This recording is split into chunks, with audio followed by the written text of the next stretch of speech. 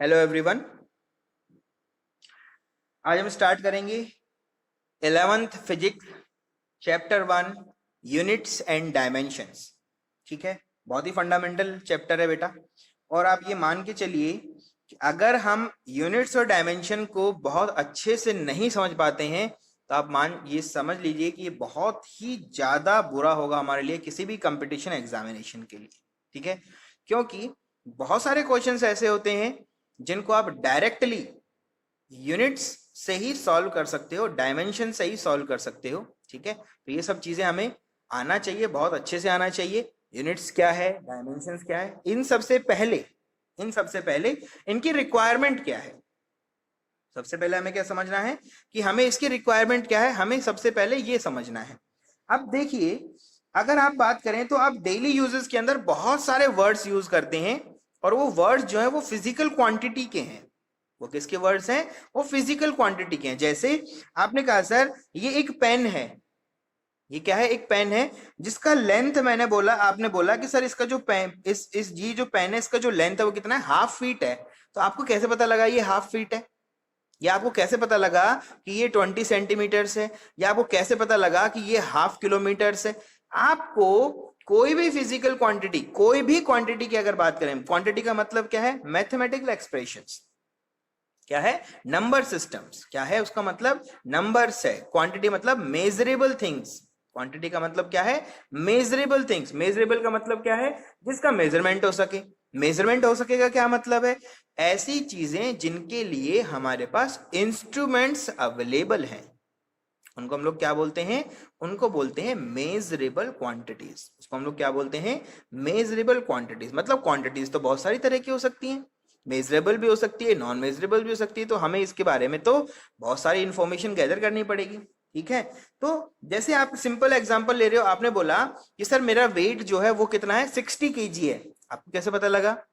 आपने कहा सर मैं गया था, मैंने वेइंग मशीन के ऊपर मेजरमेंट किया तो मुझे ये पता लगा। इसका मतलब आपने मेजरमेंट किया, और मेजरमेंट अगर आपने किया है तो आपके पास में कुछ क्वांटिटी रही होगी, कुछ फिजिकल क्वांटिटी रही होगी। आप ध्यान रखना, ओनली फिजिकल क्वांटिटीज का ही मेजरमेंट हो सकता है, नॉन फिजिकल क्वांटिटीज का मेजरमेंट नहीं हो सकता है। मतलब दो तरह की हमारे पास क्वांटिटीज हो सकती हैं। हमारे पास क्या हो सकता है? दो तरह से हम क्वांटिटीज को क्या कर सकते हैं? डेवलप कर सकते हैं, डिफाइन कर सकते हैं। तो आपने कहा सर इसका मतलब है मेजरेबल, मेजरेबल थिंग्स।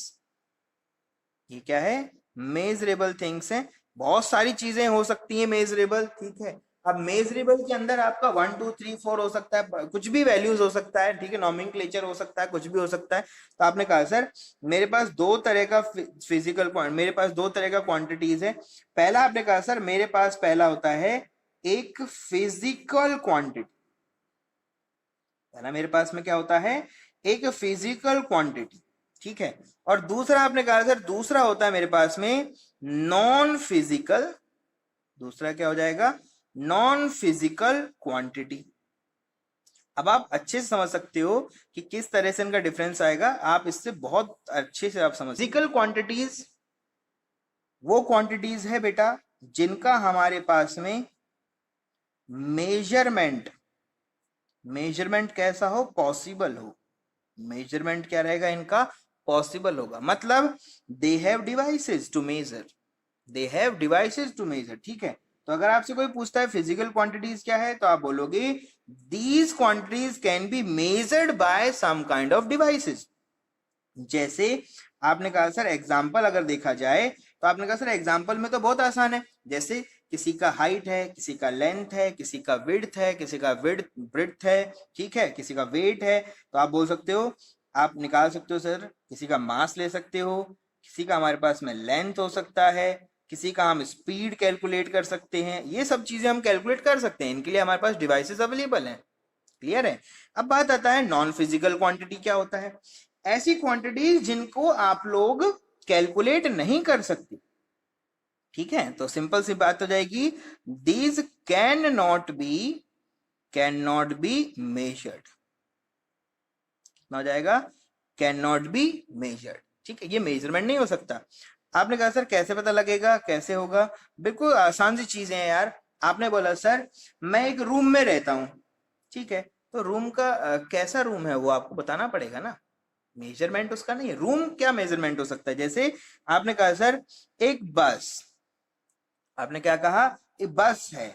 आपने कहा सर मेरे पास में रूम है, जैसे आपने कहा सर अलवर, ठीक है, आपने कहा सर अलवर, तो आपने आपने बताया सर कि मेरे पास एक और वर्ड जैसे मैंने लिखा यहाँ पर इंडिया, तो इनका क्या मेजरमेंट करोगे आप, बस का क्या, अगर आपने बोला सर बस इज कैरिंग 50 पर्सन, ठीक है, फिर सिस्टम कैसा हो जाएगा, फिजिकल क्वांटिटी। आपने बोला the size of my room is 5 by 6 by 7 metre, तो फिर आपको बोलोगे कि हाँ क्वांटिटी कैसा हो गया, मेजरेबल हो गया। आपने बोला the population of Alwar is 25 lakhs, तो फिर ठीक है। आपने बोला अलवर हैज 4 सर्कल्स, ये भी ठीक है, सर्कल्स मतलब 4 सर्कल्स हो सकते हैं।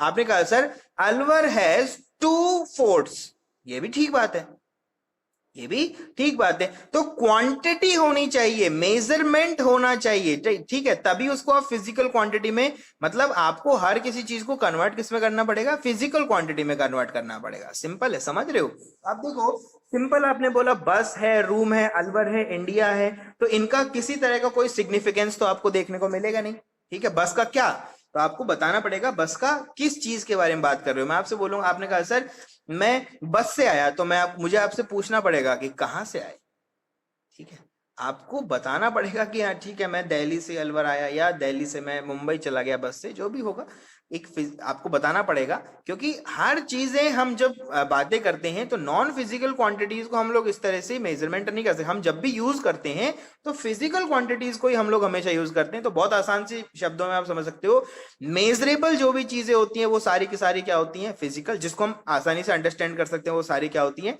फिजिकल, और बाकी सारी बची हुई क्वांटिटीज क्या हो जाती हैं आपकी, नॉन फिजिकल।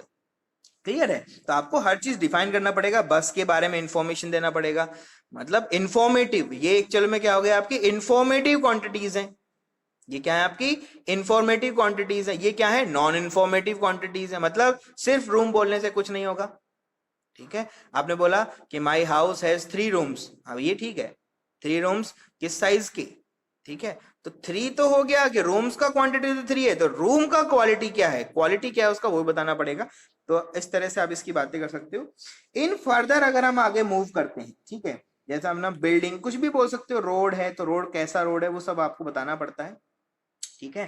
तो अब जब हम बातें करते हैं तो आपने कहा सर इसका मतलब जब भी हम यूज करेंगे तो कौन सी क्वांटिटी यूज करेंगे, ऑलवेज यूज फिजिकल क्वांटिटी। हमेशा जब भी कोई बातें होंगी किसमें होंगी, फिजिकल क्वांटिटी में हमेशा इनकी मेजरमेंट आपको देखने को मिलेंगे। नॉन फिजिकल क्वांटिटीज को कभी भी आपको मेजरमेंट नहीं मिलेगा, कोई डिवाइस नहीं मिलेगा, ठीक है। अब बस को अगर मेजर करना है तो आपको काउंटिंग ही करना पड़ेगा खुद से, कोई डिवाइस तो नहीं है। रूम को अगर काउंट करना है तो कोई डिवाइस तो नहीं है। ऐसा तो नहीं हो सकता कि आपके रूफ टॉप के ऊपर हमने एक डिवाइस रख दिया और वो काउंट कर देगा कि आपके घर में कितना रूम है, ऐसा पॉसिबल नहीं है। ऐसा कोई डिवाइस नहीं है कि अलवर के अंदर हमने कहीं पर रख दिया और उसने पूरे अलवर का पॉपुलेशन आपको कैलकुलेट कर दिया, ऐसा भी कुछ नहीं हो सकता है ना। अगर आपने बोला कि सर इंडिया हैज 27 या 29 स्टेट्स और यूटीज, जो भी आप बोलना चाहें, तो ऐसा कोई डिवाइस नहीं है कि हम ग्लोब पे रख दें और वो बता दे कि आपको इंडिया के अंदर कितना टेरिटरीज हैं या फिर आपका कितना स्टेट्स हैं, ऐसा तो नहीं हो सकता। तो आपको पता होना चाहिए कि कभी भी जब भी आप सिस्टम के बारे में बात करते हो तो नॉन फिजिकल क्वांटिटीज को हम लोग कभी भी मेजर नहीं कर सकते। क्लियर है, तो ये आपको पता होना चाहिए, बहुत आसान सी चीजें हैं। तो आपने कहा सर हम जब भी बातें करेंगे किसके बारे में बातें करेंगे, फिजिकल क्वांटिटीज के बारे में बातें करेंगे। और जैसे ही आप लोग बात करोगे बेटा फिजिकल क्वांटिटी, तो ये 2 तरह से डिफाइन होता है। पहला होता है आपका फंडामेंटल, ऐसा होता है फंडामेंटल क्वांटिटी, पहला होता है, सबसे पहला होता है आपका फंडामेंटल क्वांटिटी, और दूसरा आपका होता है डेराइव्ड। दूसरा क्या होता है, डेराइव्ड क्वांटिटी। आपने कहा सर ये क्या चीजें हैं, फंडामेंटल क्वांटिटीज, डेराइव क्वांटिटीज को अगर आपको समझना है तो उसके लिए बहुत आसान सी चीजें, पहले आप ये समझो कि इनको अगर आप इस तरह से देखते हो क्या है, तो आप समझो फंडामेंटल क्वांटिटीज हैं जो कि हमने इंटरनेशनली एक्सेप्टेबल हैं, हमने पहले ही डिफाइन किया है। फंडामेंटल क्वांटिटीज का मतलब क्या है? These quantities are not function of others. Fundamental quantities का मतलब क्या है? दोज क्वांटिटीज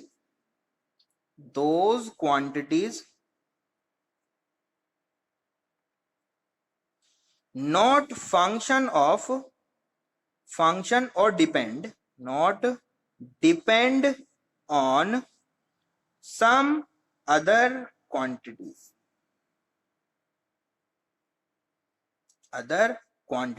ठीक है। ऐसी क्वांटिटीज जो दूसरे पे डिपेंड नहीं करती हैं, जैसे आपका वेट हुआ, आपका हाइट हुआ, ठीक है, तो ये किसी चीज पे डिपेंड तो नहीं करता। ऐसा तो कभी नहीं आपने सुना होगा कि अगर आपका हाइट 6 फीट का है तो आपका जो वेट है वो 70 kg होना चाहिए। ऐसा कोई रिलेशन तो नहीं है। होना चाहिए की बात नहीं है कितना उसकी हम बात करते हैं। आपने कहा कि सर अगर हम बात करें तो जैसे ऐसा तो आपने कभी नहीं सुना होगा, रिलेशन की बात कर रहे हैं, फंडामेंटल क्वांटिटी के रिलेशन की बात कर रहे हैं हम लोग। आपने कभी ऐसा नहीं देखा होगा कि अगर आपसे कोई बोलता है कि आपकी हाइट 6 फीट है तो आपके पैरों के अंदर 15 उंगली होना चाहिए। Is there any relation between your fingers और योर वेट? नो। ठीक है, मींस जिस चीज के बारे में आप इंफॉर्मेशन दे रहे हो अगर वो किसी दूसरी चीज पे, किसी दूसरी क्वांटिटी पे डिपेंड नहीं करता है तो ऐसी क्वांटिटी को हम लोग क्या बोलते हैं? ऐसी क्वांटिटीज को हम लोग फंडामेंटल क्वांटिटीज बोल देते हैं। ऐसे को हम लोग क्या बोल देते हैं बेटा? ऐसों को हम लोग फंडामेंटल क्वांटिटीज बोल देते हैं। दूसरा है डेराइव्ड यूनिट। दूसरा क्या है आपका? डेराइव्ड क्वांटिटीज या डेराइव्ड यूनिट्स, जो भी बोलना चाहे। तो आपने कहा सर ये तो इंडिपेंडेंट है, ये तो क्या है? इंडिपेंडेंट ऑफ अदर क्वांटिटीज है। ये क्या है? ये क्या है? डिपेंडेंट ऑन, ये क्या हो जाएंगी? Dependent on fundamental quantities. ठीक है, ये क्या हो जाएंगी? फंडामेंटल क्वांटिटीज के ऊपर ये क्या करेंगे? डिपेंड करेंगे। ठीक है, these are not function, not depends on, यहां पर क्या लिखा है? Not depends on other quantities, यहां पर क्या लिखा है? Depends on fundamental quantities. ठीक है, ये क्या हो जाएंगी? Depends on fundamental quantities. तो बहुत आसानी से समझना है और बहुत अच्छा आपको समझना है, बहुत अच्छे से भी देखना है। Dependent on fundamental does not depend on others. ठीक है, derived units are dependent of fundamental, fundamental are do not depend on other quantities। ठीक है, इस तरह से आप इसकी बातें कर सकते हो। जैसे कुछ एग्जांपल्स की अगर बात करें तो सिंपल एग्जांपल ले सकते हो, जैसे आपने बोला 5 kg, ठीक है, आपने बोल दिया 2 meters, ठीक है, आपने बोल दिया 5 seconds। ठीक है, तो ये क्या है? ये तो इंडिपेंडेंट है, सिंगल सिंगल एंटिटी आपको देखने को मिलेगा, फंडामेंटल क्वांटिटी। ये सब क्या है? आपकी फंडामेंटल क्वांटिटी। दूसरा आपने कहा सर फिर डिराइव्ड कैसे समझे? तो डिराइव्ड को समझो बेटा, इन सब का कॉम्बिनेशन होना चाहिए। फंडामेंटल्स का क्या होगा? कॉम्बिनेशन होगा। तो कैसे बोल सकते हो? आपने बोला sir velocity is equals to 5 meters per second। ठीक है, आपने कहा sir mass flow rate is equals to 5 kg per second। ये मास था, ये क्या था? आपका मास था, ये मास का रेट है। ठीक है, ये आपका क्या है? लेंथ था। ये क्या था? आपका लेंथ था। ये क्या था? आपका टाइम था। तो लेंथ टाइम का रिलेशन, मास टाइम का रिलेशन, या फिर इनका इंटरचेंजेबल रिलेशन अगर स्टेब्लिश कर सकते हो तो वो क्या बन जाएगा? डिराइव्ड। और अगर ये सिंगल एंटिटी में लिखा हुआ है तो आपके पास क्या बनेगा? फंडामेंटल। ठीक है, तो इस तरह से आप इसको डिफाइन कर सकते हो कि फंडामेंटल और डेराइव में क्या डिफरेंस है। तो आप बोलोगे कि ये बहुत ही बेसिक सा डिफरेंस है, तो ये हमें पता होना चाहिए। अब हम बात करते हैं फंडामेंटल क्वांटिटीज होती कितनी है, ये भी तो पता होना चाहिए ना। आपने कहा सर होती कितनी है ये बताया जाए। ठीक है, तो हम बात करना चाहते हैं फंडामेंटल क्वांटिटीज। फंडामेंटल क्वांटिटीज, ठीक, फंडामेंटल क्वांटिटीज किस तरह से डिफाइन होती हैं ये हम लोगों को देखना है। ठीक है, अब समझो हर चीज को बड़े तरीके से डिस्क्राइब करना पड़ता है, हर चीज का इंफॉर्मेशन आपके पास होना चाहिए। ठीक है, हम लोग जो बातें करते हैं वो किसकी बातें करते हैं? International, internationally accepted. ठीक है, इंटरनेशनल स्टैंडर्ड क्या है इसका मतलब?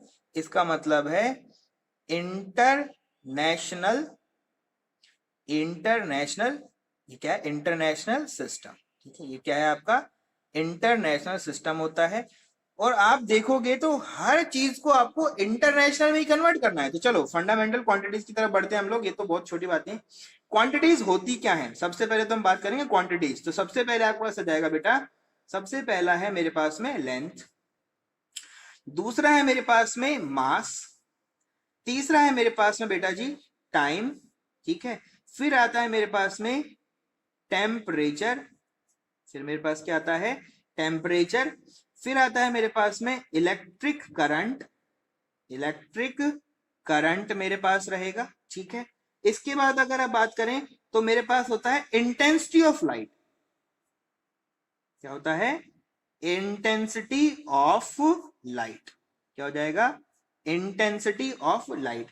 फिर अगर बात करोगे तो फिर आता है अमाउंट ऑफ मैटर या क्वांटिटी ऑफ मैटर। ठीक है, क्या होता है क्वांटिटी ऑफ मैटर। फिर क्या आता है मेरे पास में क्वांटिटी ऑफ मैटर। ये वो 7 फंडामेंटल क्वांटिटीज हैं जो आपको हमेशा पता होनी चाहिए। ये वो 7 फंडामेंटल क्वांटिटीज हैं जो आपको हमेशा पता होना चाहिए। तो आपको ये भी पता होना चाहिए, ये तो क्या है इनके नोमेनक्लेचर है, इनके नेम है।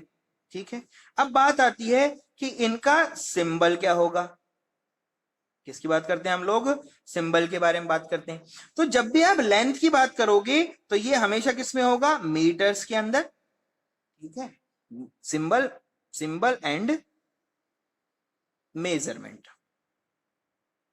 क्या होगा सिंबल एंड मेजरमेंट की हम बातें करना चाहते हैं।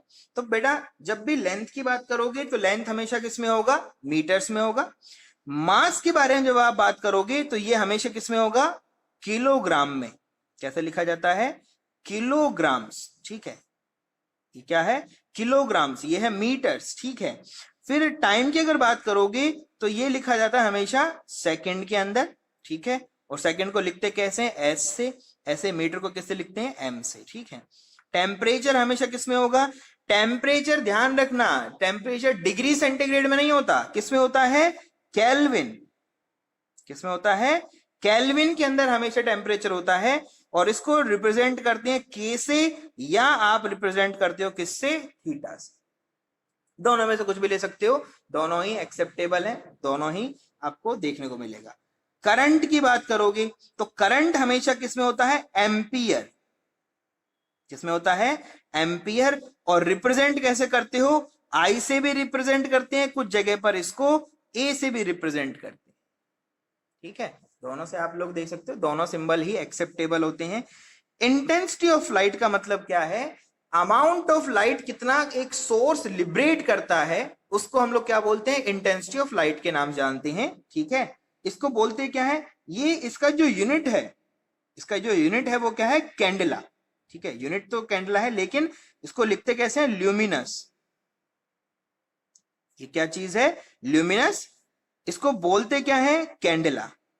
क्या बोलते हैं, कैंडला। और रिप्रेजेंट कैसे करते हैं, सीडी। रिप्रेजेंट कैसे करते हैं, सीडी।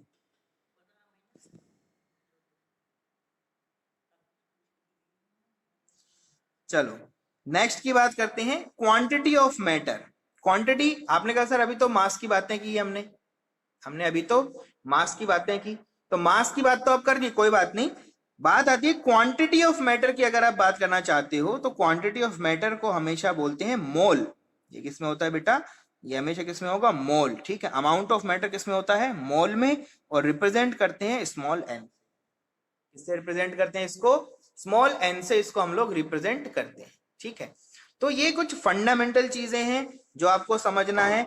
आपको लेंथ के बारे में पता होना चाहिए, mass, time, electric current, intensity of light, quantity of matter, ये सब चीजें आपको पता होना चाहिए। ठीक है, तो ये बहुत ही बेसिक सी चीजें होती हैं और इसको इस तरह से हम लोग देखते हैं, इस तरह से हम लोग पढ़ने की कोशिश करते हैं।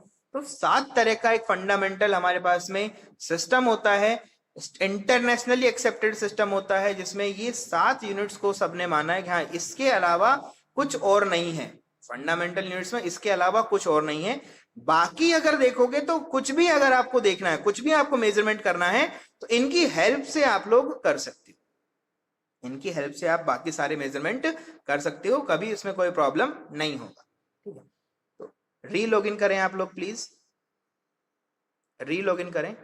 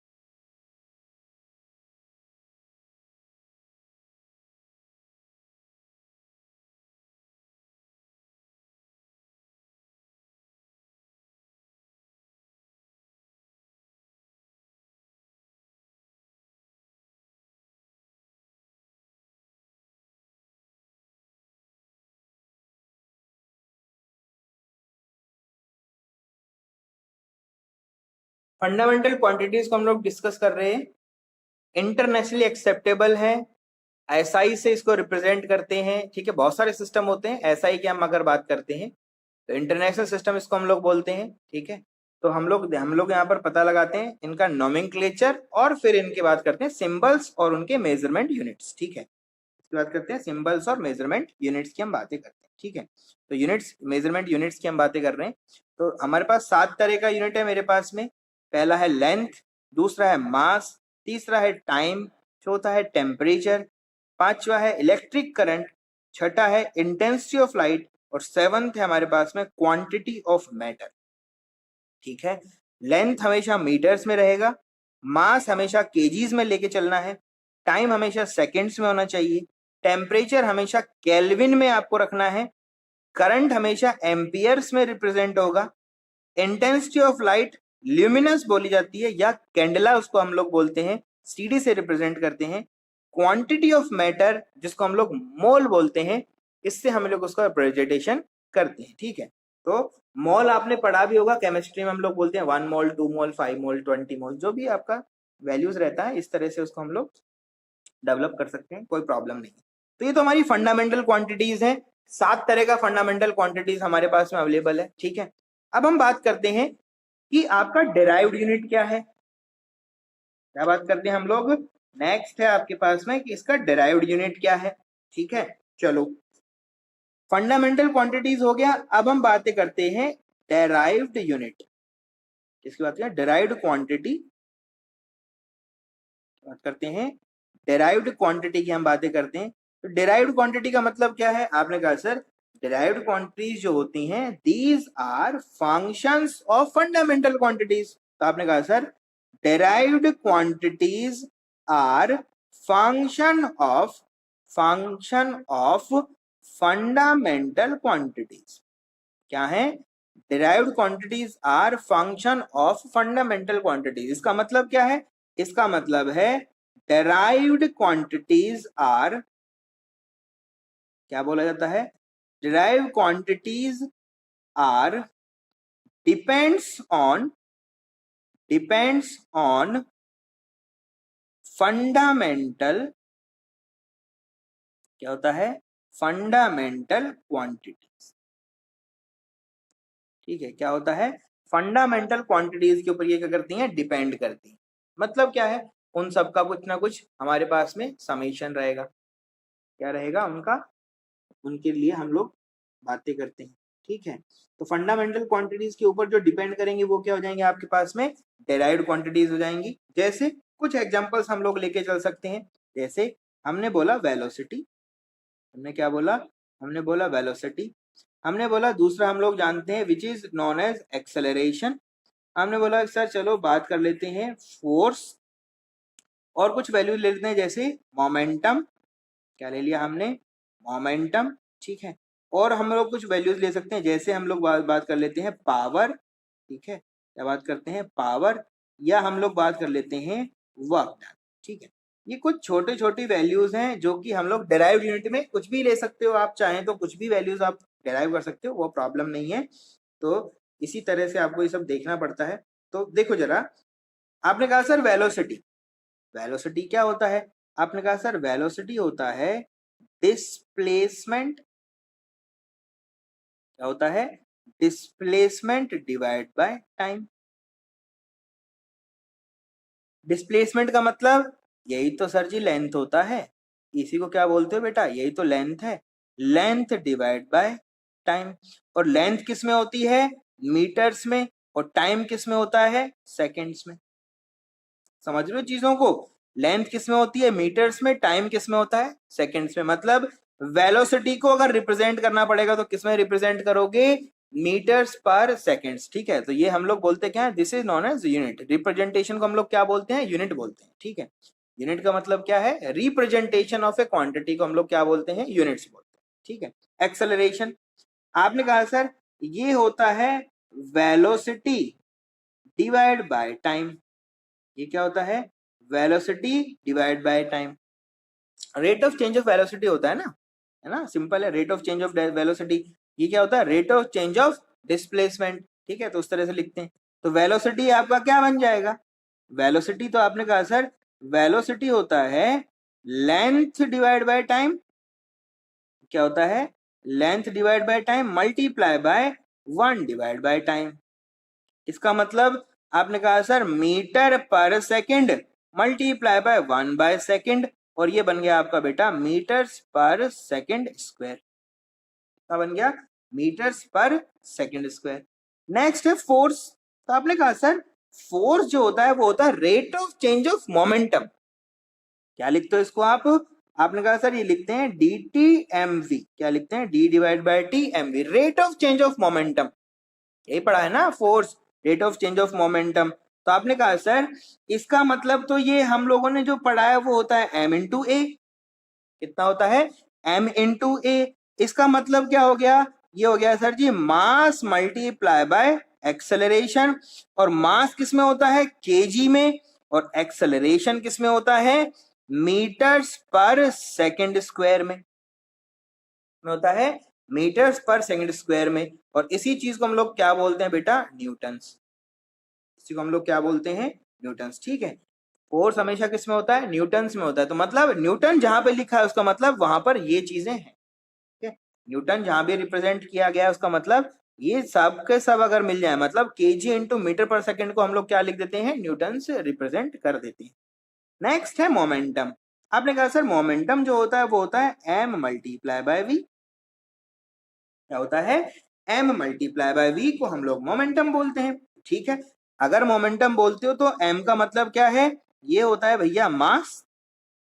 क्या होता है? मास मल्टीप्लाई बाय वेलोसिटी। ये तो होता है मोमेंटम। क्या होता है? मास मल्टीप्लाई बाय वेलोसिटी। तो मास किस में होता है बेटा? केजी में। और वेलोसिटी किस में निकाला हमने? मीटर्स पर सेकंड में। ठीक है, क्या हो गया? मीटर्स पर सेकंड में। तो ये आपका क्या बन गया? मोमेंटम का यूनिट बन गया। पावर, पावर क्या होता है? ये आपका होता है वर्क डन पर सेकंड। ठीक है, क्या होता है? वर्क डन पर सेकंड। तो हमें अभी वर्क डन नहीं पता, तो पहले वर्क डन पता लगाते हैं। वर्क डन क्या है? वर्क डन होता है sir ji force multiply by displacement. क्या होता है? Force multiply by displacement. ठीक है, तो आपने कहा सर फोर्स तो हमें पता है, फोर्स आपका होता है m मल्टीप्लाई बाय ए।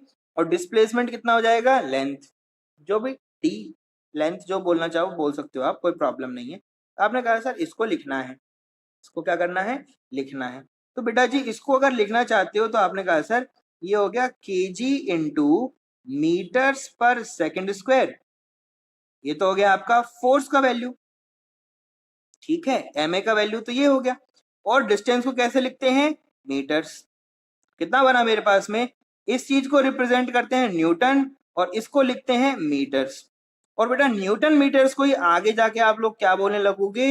इसी को बोलने लगोगे जूल्स। क्या बोलोगे इसको आप लोग? जूल्स जी। क्या बोलोगे? जूल्स जी। ठीक है, अब आपने कहा सर पावर पे आते हैं। पावर क्या होता है? वर्क डन पर सेकेंड, ठीक है। ये क्या होता है? Work done divide by time. कैसे लिखते हैं इसको? Work done divide by time, ठीक है। तो work done divide by time कैसे लिखेंगे आप लोग? Work done divide by time आपने कहा सर इस तरह से रिप्रेजेंट करेंगे, तो वर्क डन आपने निकाला तो आपने कहा सर ये तो होता है force multiply by displacement, divide by में कौन आ जाएगा? टाइम। तो फोर्स इंटू डिस्प्लेसमेंट को क्या बोला आपने? Newton metre. आपने कहा sir newton metre divide by क्या लिखोगे? सेकंड। और न्यूटन मीटर को हमने क्या लिखा था? Joules per second. और इसको हम लोग क्या बोल देते हैं? वॉट्स। हम लोग क्या बोल देते हैं? वॉट्स, ठीक है। ये ध्यान देना इन चीजों के ऊपर, ये बहुत इंपॉर्टेंट है। ये जो वॉट, ये जो जूल्स पर सेकंड आपने लिखा है, इसका मतलब क्या होता है? This is what. और वॉट को रिप्रेजेंट कैसे करते हैं? डब्ल्यू से।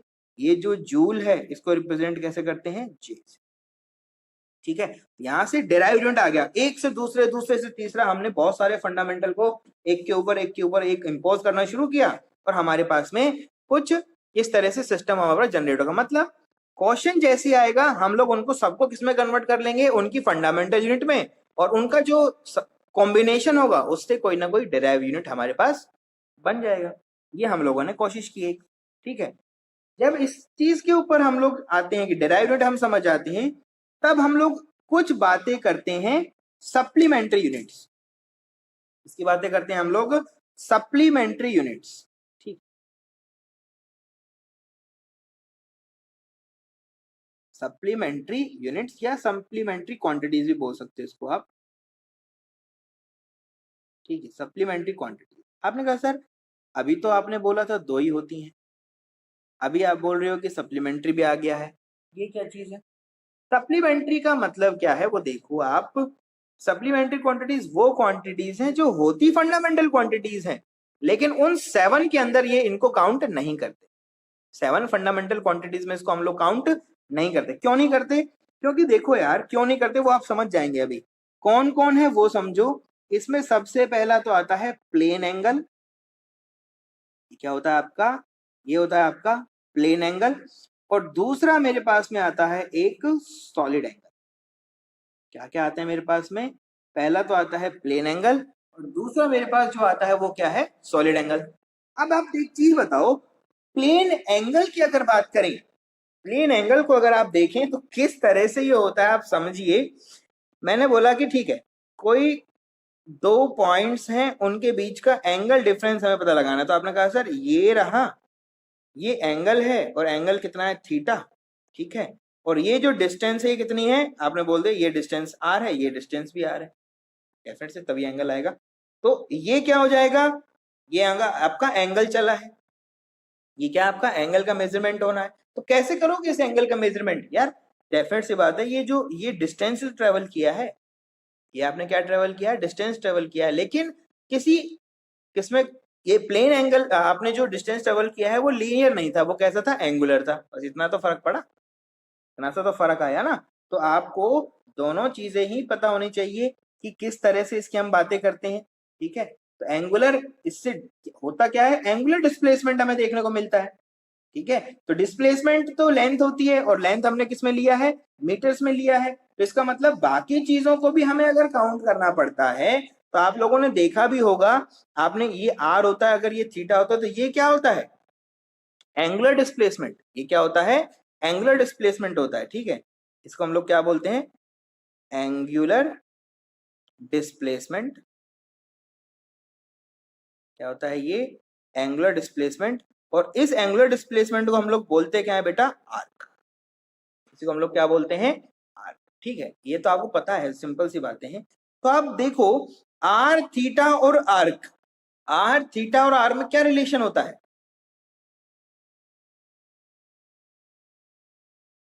ठीक है, ये आपको पता होना चाहिए, इनका बीच का जो रिलेशन है वो हमें पता होना चाहिए, ठीक है। चलो, अगर हम बात करें आर्क हमें कैलकुलेट करना है, तो क्या होता है? ये आपका होता है एंगल, एंगल मल्टीप्लाई बाय क्या बोल दोगे आप? रेडियस। क्या हो जाएगा? मल्टीप्लाई बाय रेडियस, ठीक है। तो अगर आप आर की बात करते हो, अगर मैं इसको बोलता हूं आर्क, हमने बोल दिया तो अगर आर्क को कुछ बोल दें हम लोग, तो ये बोल देते हैं हम लोग इसको कैपिटल डी थीटा। एंगुलर है ना, तो थीटा के रेस्पेक्ट में हम लोग बात करें तो कैपिटल डी थीटा अगर आपको चाहिए तो कितना हो जाएगा, theta multiply by r. R theta हमारा क्या हो जाता है, कैपिटल डी। ठीक है, तो इस तरह से हम इसकी बातें कर सकते हैं। तो आर किस में होता है, मीटर्स में। अब यहाँ पर ये जो थीटा है ये क्या है, प्लेन एंगल है, ये दो पॉइंट्स के बीच में है, मतलब एक प्लेनर एंगल मिल रहा है हमको। तो अब देखो यार, ये सब चीजें मीटर्स में, ये चीज आएगी, ये भी मीटर्स में आएगा, बस फर्क क्या पड़ा, एंगुलर हो गया। तो इसको हमने इसलिए अलग से लिखा सप्लीमेंट्री यूनिट। तो इसको हम लोग कैसे रिप्रेजेंट करते हैं, थीटा से, और इसको हम लोग रिप्रेजेंट करते हैं स्टेरेडियन। ठीक है, किससे रिप्रेजेंट करते हैं, इसको रिप्रेजेंट करते हैं स्टेरेडियन। तो इसको आप लिखेंगे एस डी, तो लिखेंगे एस डी। कैसे होता है वो समझो। जब हम लोग सॉलिड एंगल की बातें करते हैं, जब हम लोग सॉलिड एंगल की अगर बातें करते हैं तो किस तरह से इसको आप देख सकते हो वो आप समझिए। ये हमारे पास कोई प्लेन है, ठीक है, तो हेमिस्फेरिकल की बातें करें तो आपने कहा सर ये हमारे पास में क्या है, एक हेमिस्फीयर इस तरह से। ठीक है, तो इसको हम लोग 3D में बना नहीं सकते, तो 2D में ही बनाना पड़ेगा हमें, इसका कोई और हमारे पास उपाय ही नहीं है। यहां पर कोई हमारे पास रखा है एक लाइट का सोर्स, लिखा है एक लाइट का सोर्स है। तो लाइट का सोर्स क्या करेगा, हर पॉसिबल डायरेक्शन के अंदर क्या करेगा, लाइट एमिट करेगा, इस तरह से करेगा। ठीक है, आपने कहा सर हर पॉसिबल डायरेक्शन के अंदर ये क्या करेगा, इस तरह से लाइट को क्या करेगा, एमिट करेगा। ठीक है, तो ये कैसा है, 3 डायमेंशनल है, मतलब एक्स वाई जेड तीनों के अंदर इसको देखना है। तो अगर आप देखना चाहोगे तो आपने कहा सर अगर ये दो पूरा होता तो मैं बोलता हूं ये हमारा एक स्फीयर है, कुछ भी ले सकते हैं हम लोग, एक स्फीयर ले लेते हैं, बीच में लाइट सोर्स रखा हुआ है, यहाँ तो एक प्लेन पे रखा हुआ था, यहाँ पर क्या रखा है, बीचों बीच रखा है। तो इसको अगर आप काउंट करना चाहें तो आपने कहा सर फिर से वही सब कुछ होगा, तो हर पॉसिबल डायरेक्शन में क्या होगा, यहाँ से लाइट जाएगा, और ये पूरा का पूरा यहाँ पर क्या देखने को मिलेगा आपको, इस तरह का एक सरफेस। क्या देखने को मिलेगा आपको यहाँ पर, एक यहाँ पर आपको देखने को मिलेगा एक सरफेस। तो ये जो एरिया है, इस छोटे एंगल के ऊपर जो एरिया हमने कवर किया, ठीक है, तो ये हमारा तो थीटा था, कैसा था, 3D थीटा था, तीनों डायरेक्शन में था वो थीटा का वैल्यू, एक्स के साथ भी था, वाई के साथ भी था, जेड के साथ भी था, कंप्लीट एंगल था। तो उसकी वजह से हमें क्या देखने को मिला, हमें देखने को मिला डी ए। क्या देखने को मिला हमें, हमें देखने को मिला वहां पर एक डी ए। ठीक है, छोटा एरिया हमें देखने को मिला। ठीक है, चलो तो वापस से इसको एक बार थोड़ा सा देख लेते हैं। सप्लीमेंट्री यूनिट्स की हम बातें कर रहे हैं। प्लेन एंगल, दो तरह का सप्लीमेंट्री यूनिट हम लोग बोला है। पहला क्या है आपके पास में, पहला है मेरे पास में एक प्लेन एंगल। ठीक है, प्लेन एंगल को हम लोग बोलते हैं थीटा। ठीक है, तो कैसे लिखते हैं, डिग्री के अंदर, कैसे रिप्रेजेंट करते हैं, डिग्री के अंदर। सेकंड है मेरे पास में, सेकंड जो हमने लेके चले हैं वो कैसा है, एक सॉलिड एंगल। क्या है, एक ये मेरे पास में है एक सॉलिड एंगल। और सॉलिड एंगल होता क्या है, सरफेस पॉइंट, ये हमेशा क्या बताता है, एक सरफेस, ये क्या बताता है, लाइन। ये एक लाइन का, ये मेजरमेंट किसका देता है, एक लाइन का, एंगुलर लाइन का, ये क्या देता है, एंगुलर सरफेस का मेजरमेंट देगा। ठीक है, तो ये हमें पता होना चाहिए। तो ये होता है आपका स्टेरेडियन। ठीक है, ये कैसा होता है, स्टेरेडियन होता है। हम रिप्रेजेंट करते हैं इसको एस डी से भी लिख सकते हो आप अगर चाहें, तो आप इसको सिंपल कैसे लिख सकते हो, आप इसको स्टेरेडियन ही लिख दो। तो स्टेरेडियन मतलब एस आर लिख दो। चलो, रिप्रेजेंटेशन कुछ भी ले सकते हो, एस डी भी ले सकते हो, कोई दिक्कत इसमें नहीं। ठीक है, चलो एस डी से ज्यादा अच्छा रहता है। अब देखो हम इसको अगर देखना चाहें तो कैसा है सिस्टम, वो यहाँ पर थोड़ा सा बड़ा कर देते हैं। ठीक है, ये हमारे पास में क्या है, एक स्फीयर है। क्या है, एक स्फीयर है, ये सेंटर है, ये क्या है आपके स्फीयर का सेंटर है। यहां से हमने कहा अगर ये सर्कल है तो हमारे पास ये जो एंगल बनेगा कैसा होगा, प्लेन होगा, एक प्लेन में होगा। लेकिन ये सर्कल तो नहीं है, तो ये आपको क्या देखोगे, एक बॉल को अगर कट करते हो आप, तो आप इस तरह से इसको देख पाएंगे, तरह से क्या देख पाएंगे इसको आप, ये आपका क्या होगा, वो पूरा एंगल जो कवर करेगा एरिया वो हो जाएगा। तो एरिया कितना है, एस, एरिया कितना है, एस। और आपको पता है रेडियस तो हर पॉइंट पे क्या होता है, सेम ही होता है, रेडियस तो हमेशा क्या होता है, सेम ही होता है। तो रेडियस का वैल्यू तो कितना है, आर है। तो आपने कहा सर ये जो सॉलिड एंगल यहां पर बना है, ये जो सॉलिड एंगल बना है मेरे पास में, ये जो सॉलिड एंगल मुझे यहां पर देखने को मिल रहा है, इसको अगर देखा जाए तो ये कितना है, आपने कहा सर ये हो जाएगा मेरे पास में solid angle s divide by r square. कितना हो जाएगा, s divide by r square, मतलब surface divide by r square. ठीक है, surface divide by r square. आप देखो उनका यूनिट नहीं होता है ना कुछ भी, उनका यूनिट तो हमारे पास कुछ होता ही नहीं है, वो तो डिग्री में है, स्टेरेडियन मीटर मीटर में तो नहीं मिलेगा आपको हमेशा। तो आप देखो ये सरफेस किसमें रहेगा हमेशा, मीटर स्क्वायर में, तो मीटर स्क्वायर को कैंसिल आउट करने के लिए आर, तो ये कैसे लिखोगे इसको, आप लिख दोगे this is steradian S T. कितना लिख दिया आपने इसको, स्टेरेडियन एस टी से आपको रिप्रेजेंट कर दिया। तो अगर आपको सॉलिड एंगल चाहिए तो आप सरफेस के अंदर उस रेडियस का क्या कर देंगे, डिवाइड कर देंगे। और अगर आपको सिंपल एंगल चाहिए, प्लेन एंगल चाहिए, तो ये मैं क्या ले रहा हूं, सर्कल।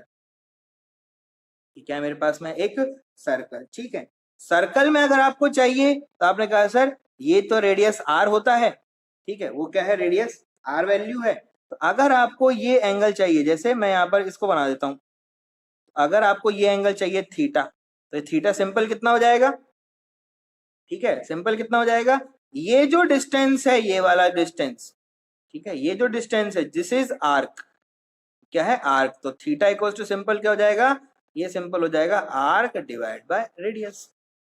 ठीक है, तो ये स्टेडियन हमने क्या लिखा है, this is surface, this is nothing but surface divide by r square, और ये क्या है, आर्क डिवाइड बाय आर। ठीक है, ये दोनों, ये किस में रहेगा, डिग्रीज में रहेगा, ये किस में रहेगा, रेडियंस में रहेगा। ठीक है, रेडियंस में रहेगा। तो 360 के एंगल्स हैं हमारे पास में, इस तरह से इसको हम रिप्रेजेंट कर सकते हैं। ठीक है, तो आप लोग समझो बहुत सारे तरह के सिस्टम है हमारे पास में। ठीक है, तो दो तरह का हमारे पास में क्या है, सप्लीमेंट्री यूनिट है। ठीक है, दो तरह का सप्लीमेंट्री यूनिट है, प्लेन एंगल है और सॉलिड एंगल। ठीक है, सॉलिड एंगल कैसे होता है, 3 डायमेंशनल में होता है। कैसे होता है, एक 3 डायमेंशनल हमारे पास में अगर रहेगा तो क्या बोलेंगे, सॉलिड एंगल है। तो यहां पर अगर आप देखोगे तो ये जो है this is your solid angle. ठीक है, ये ब्लैक कलर का दिख रहा है, ये क्या है आपका सॉलिड एंगल, समझ रहे हो। तो आप चीजों को देखो, आर रेडियस रहेगा, ये तो आपको पता है, रेडियस तो हमेशा क्या रहेगा, आर ही रहेगा, स्फीयर है ना, रेडियस तो आर ही रहेगा। जब ये यहाँ पर प्रोजेक्ट करोगे, जब आप इसको ऐसे प्रोजेक्ट करोगे तो आपको क्या मिलेगा, सर्कल। इसको आप करके भी देख सकते हो कैसे करना है। एक आप टॉर्च लीजिए, ठीक है, आप एक टॉर्च लीजिए और अंधेरे एक डार्क रूम के अंदर आप टॉर्च से प्रोजेक्शन करो वॉल के ऊपर। ठीक है, तो आपको क्या देखने को मिलेगा, सर्कल। क्या देखने को मिलेगा, एक सर्कल। क्यों देखने को मिल रहा है एक सर्कल, क्योंकि प्रोजेक्शन का जो काइंड है वो उसी तरह का है, प्रोजेक्शन का जो काइंड है वो उसी तरह का है। आपने कहा सर कैसे पता लगेगा, आप देखो यार, एक पॉइंट सोर्स है, उस पॉइंट सोर्स से बहुत सारी लाइट हर डायरेक्शन में जाएगा, तो सामने जो आपको वहां पर एक स्पॉट दिख रहा है, वो स्पॉट किसकी वजह से है, उस पॉइंट सोर्स की वजह से है। ठीक है, वैसे ही अगर यहाँ पर एक पॉइंट सोर्स रखोगे तो सामने क्या दिखेगा, एक स्पॉट दिखेगा, तो वो स्पॉट कैसा होगा, उसका कुछ एरिया होगा, एरिया रहेगा तो आर डिस्टेंस वो स्पॉट बना है, तो ये एंगल कितना होगा, जिस उस स्पॉट से हम पता लगा सकते हैं कि एंगल कितना बना है। आपकी लाइट का जो अंदर जो ग्लास उसका एंगल किस